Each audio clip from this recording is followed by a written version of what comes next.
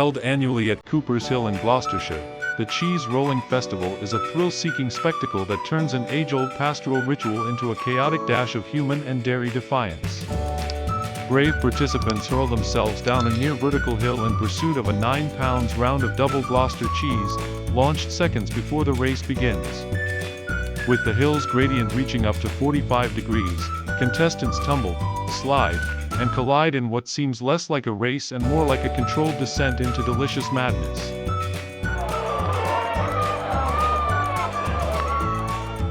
This unconventional event dates back centuries, likely rooted in pagan traditions celebrating fertility and seasonal change.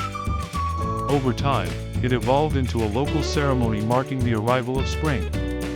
Despite its rural origins, it now draws competitors and spectators from around the globe, transforming a sleepy hillside into a field of international camaraderie and mayhem.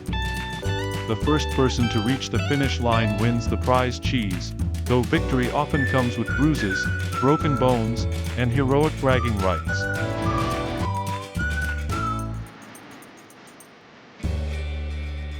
Paramedics wait at the bottom, ready to tend to injuries, while photographers capture flying limbs and triumphant smiles.